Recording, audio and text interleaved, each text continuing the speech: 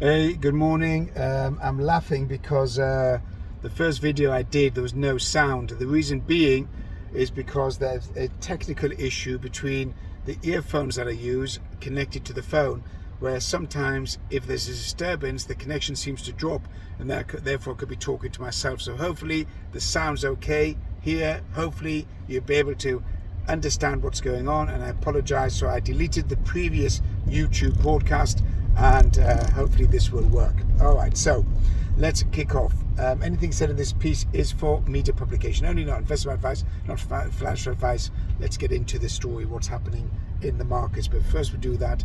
England beat Wales 3-0 in the World Cup. That is significant because they go through to the next round.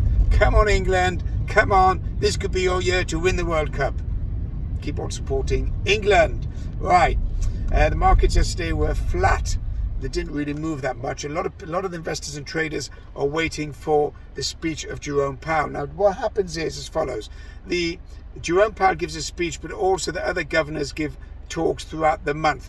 And at the moment, there seems to be a movement indication that rates are not going to rise as fast as they have been up until now. So the Fed may not be as aggressive with rate rises going forward, or they may slow the pace. In other words, they may take the foot off the gas and slow down the increase in rates. There's a couple of reasons for that. Obviously, they don't want to push the economy into recession, and they don't want to cause too much hardship on the consumer. So they're very conscious of too much of a rate rise will cause problems in terms of the economy. But also they need to fight inflation. Now, inflation hasn't gone away. In my opinion, it's only going to increase, only going to go higher. So they are in a dilemma now what to do. The December rate rise, more or less pretty certain, it's going to be 50 basis points. I myself would be surprised if it's 75 basis points based on all of the indications in the last month and the comments made by the Fed presidents and Jerome Powell himself. However, leading into the speech this afternoon, he's going to again confuse markets with a mixed message. I was speaking to one of my colleagues today, and as usual, it'll be a mixed message. And from that mixed message, you're going to have to work out, sorry about the bumps, you're going to have to work out what's right and what's wrong and which way we're going to go. So they're going to say, yeah, we've got to keep on fighting inflation, and we also want to slow down in the rate rises. The market's already taken into account, the equity markets and the FX markets have already taken into account that the rate rise in December will be 50 basis points and likely to be slower rate rises going forward. So it's already built in. If there's anything out of the ordinary, then you could see the markets jump significantly if he's going to stop rate rises, or if he's going to have a bit of a more hawkish statement, then you could see equity markets come off significantly and the dollar rise. Now, there is trouble in China. There's a lot of riots, a lot of disturbances going on there, and what the Chinese are trying to do is calm everything down, and because of the lockdowns are causing a lot of trouble there, and the people are frustrated with continuous lockdowns. This is causing problems for companies like Apple and the production line, because iPhone 14 is produced in China.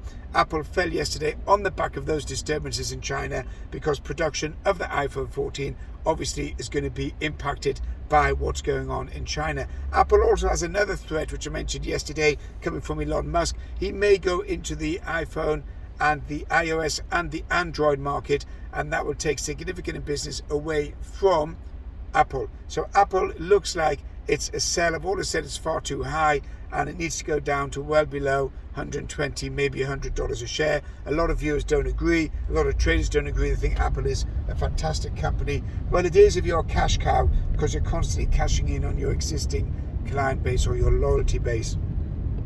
That's not going to continue, simply because without innovation, you're not going to go anywhere. The other share it looks like a big sell is Facebook Meta. I mean, Mark Zuckerberg came on to Instagram and apologized for sacking 13% of the workforce with his straight monotone face and voice, and didn't really do much good at all by building up sentiment or building up any types of goodwill amongst those people that have been, or those workers that have been fired. All of Twitter staff have been fired. Other companies are laying off. I think Facebook is on the way down to $75 a share in the next, I would say, 2 months. I was going to say by end of the year, but 2 months. Crypto, as far as Bitcoin's concerned, you can see that going down to 15,000 and below. I'm pretty convinced it's going to go below 15,000. I've kept saying over and over again it's going to go 15,000. A lot of traders and viewers don't believe that, but I think it is going to go below 15,000. It's come up from 68, and I can't see 68,000 earlier this year. I can't see anything pushing it up in the next few months. So Bitcoin, cryptos on the way down. As far as foreign exchange is concerned, I do like the pound, but it's come off slightly yesterday against the dollar, a little bit of dollar strength, but the overall dollar trend on the DXY index looks like it's going down, looks like it's going south. So the dollar's going to go through a little bit of weakness over the next few weeks, maybe the next month, before it recalibrates and see where it is regarding interest rates and inflation in the US. But the pound overall, to me, looks like a pretty good buy. Bonds are steady at 3.75, that's the 10-year Treasury, indicating that rates are not likely to go up any further, more than expected in the US. Consumer confidence, CCI, came out yesterday in the States, well below what was expected. Why? Because consumers are worried about mortgage rates, interest rates, inflation, jobs, recession. A lot of consumers, or the majority, are saying they expect a recession in 2023. So that's dented consumer confidence. That could have an impact on sales. However, Black Friday and Cyber Monday was super successful, and that could feed into January sales as well. Retailers, wholesalers, everyone's doing the best what they can to attract the consumer, get them into the shop and get them buying. Okay, so the retailers are quite resilient, and the wholesalers are resilient and doing lots of bargains, lots of bargains on the shelves to get the consumer to spend their money. That's more or less it. Hopefully the sound quality was good. You can comment, catch me on Instagram, subscribe, share with friends, share with enemies, share with colleagues. Just share and let's get the audience expanded. Meir Velensky, Driving Markets. Have a good day.